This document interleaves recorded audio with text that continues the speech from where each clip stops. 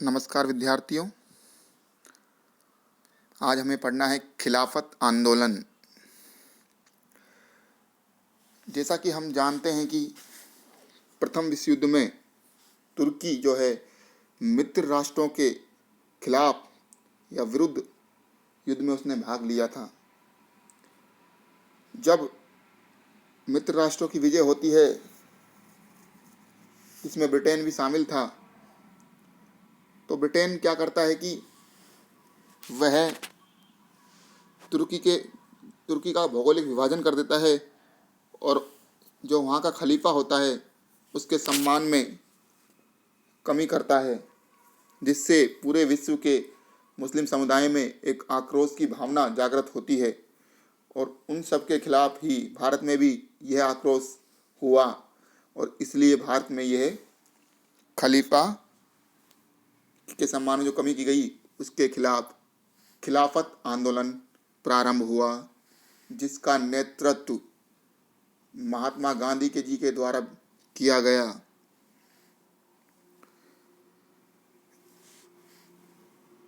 खलीफा समस्त मुस्लिम जगत का सम्मानित पद था। उसका अपमान राजनीतिक व धार्मिक दोनों पक्षों से जुड़ा हुआ था और इसके विरोध में भारत में खिलाफत आंदोलन का उदय हुआ। खिलाफत प्रस्ताव का लगभग सभी मुस्लिम नेताओं ने स्वागत किया, किंतु जिन्ना व महमूदाबाद के राजा ने इसे विदेशी मुद्दा मानकर इसका विरोध किया। भारत में खिलाफत आंदोलन के लिए दो धाराओं का विकास हुआ, जिसमें एक था नरम दल, जिसका नेतृत्व बम्बई के व्यवसायी छोटानी कर रहे थे, तो और दूसरा दल था गरम दल, जिसमें पत्रकार व उलेमा मुख्यतः फिरंगी महल के उलेमा इसका नेतृत्व कर रहे थे, जिसमें अली बंधु व हसरत मोहानी जैसे नेता प्रमुख थे। केंद्रीय खिलाफत समिति की बैठक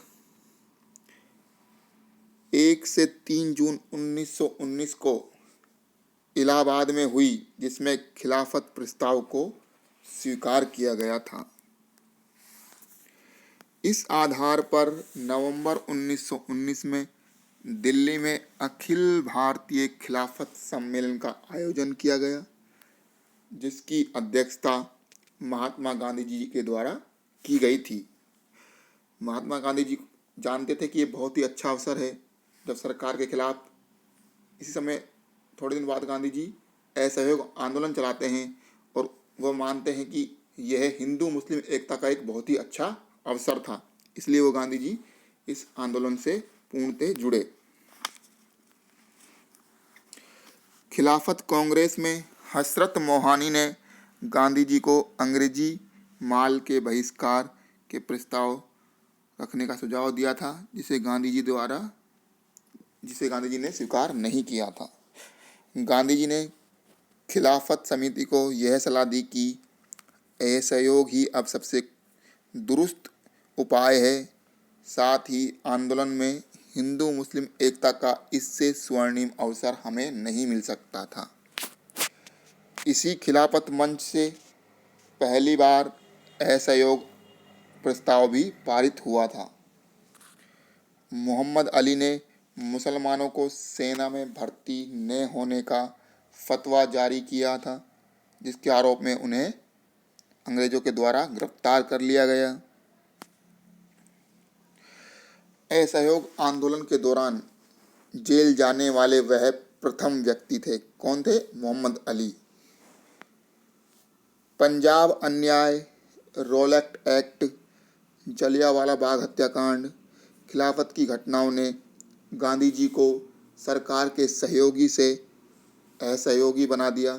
जैसे कि आपको पता है कि जब विश्व युद्ध चल रहा था तो गांधी जी ने खुद ने ही अंग्रेजों की काफ़ी मदद की और सेना में भर्ती होने के लिए लोगों को प्रोत्साहित किया था।